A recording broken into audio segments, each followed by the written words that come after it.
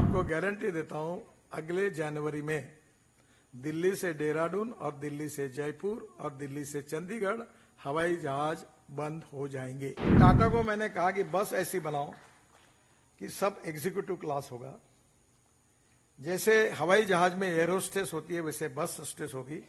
चाय कॉफी नाश्ता सबको मिलेगा। टिकट रेट डीजल बस की तुलना में मिनिमम 30% कम होगा। इसी एग्जीक्यूटिव बस अभी हम रोड बना रहे दिल्ली से देहरादून 2 घंटे में, और हम अगर दिल्ली से जयपुर 2 घंटे में, और ये बस अगर चलाएंगे और टिकट रेट अगर डीजल बस की तुलना में 30% कम होगा, तो अपनी गाड़ी लेके लोग क्यों जाएंगे?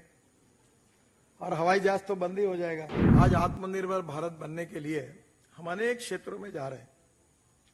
अभी कल ही हमने एक नया प्रयोग किया, अभी उसका एग्रीमेंट कर रहे हैं कि ये अभी हमारे यहाँ डीजल की बसेस चलती थी, तो मैं चेकोस्लोवाकिया गया था और वहां स्कोडा फैक्ट्री में गया, और आप देखो यूरोप में ऐसी 18 मीटर और 24 मीटर की बसेस हुई, 3-3 बसेस रहती है मेट्रो जैसी, और वो बसेस जो होती है वो इलेक्ट्रिक पर चलती है, तार पर।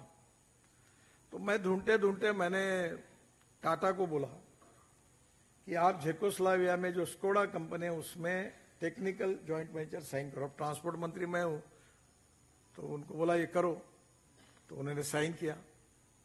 और एक हिटैची करके कंपनी है, तो उन्होंने क्या है कि ये 132 सीटर की बस जब आएगी तो ऊपर से नीचे मशीन आएगी, उसको लगेगी और वो चार्ज होगी, तो 40 किलोमीटर जाएगी।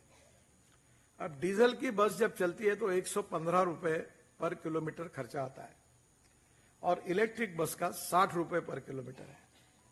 और मैं कह रहा हूं इस बस का खर्चा केवल 30 से 35 रुपए पर किलोमीटर है। तो अभी टाटा को मैंने कहा कि बस ऐसी बनाओ कि सब एग्जीक्यूटिव क्लास होगा। जैसे हवाई जहाज में एयर होस्टेस होती है, वैसे बस होस्टेस होगी। चाय कॉफी नाश्ता सबको मिलेगा।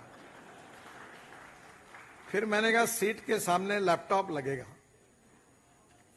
और टिकट के बजाय कार्ड होगा। लोग ड्राइवर के सामने से चढ़ेंगे और उतरेंगे, नहीं तो हमारे कंडक्टर पैसे जेब में ही रख देते हैं।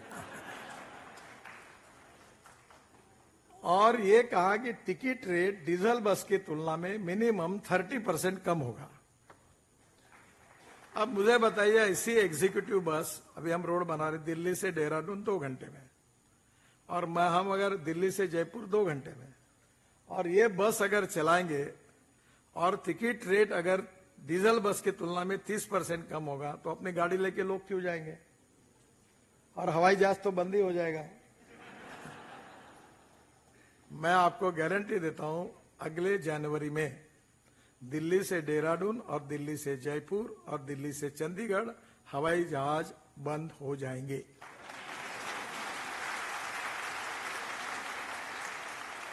मैंने जब मुंबई और पुणे के बीच में हाईवे बनाया, तो जेट एयरवेज की 9 फ्लाइट्स रोज मुंबई से पुणे जाती थी।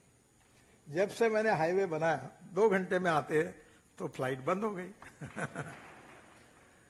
और अब इस रोड पर अगर यह टेक्नोलॉजी का उपयोग होगा तो प्रदूषण मुक्त, अगर लोग बैठकर उसमें 2 घंटे में पहुंच जाएंगे देहरादून, तो लोगों का जीवन में सुखांक बढ़ेगा। तो घर, रोटी, कपड़ा, मकान, ट्रांसपोर्ट, इकोनॉमी का विकास, रोजगार की निर्मित, औद्योगिक विकास, और उससे जो होगा, उससे सबसे बड़ी बात है कि लोगों को समाधान मिलेगा और समाज में एक संतुष्टि आएगी बिकॉज ऑफ गुड सर्विसेज। तो ये जो सुखांक है, ये एक एक क्षेत्र में ढूंढकर वो कैसे करना, यही तो आप काम करते हैं। मेडिकल साइंस में, हेल्थ सर्विसेज में यही करते हैं।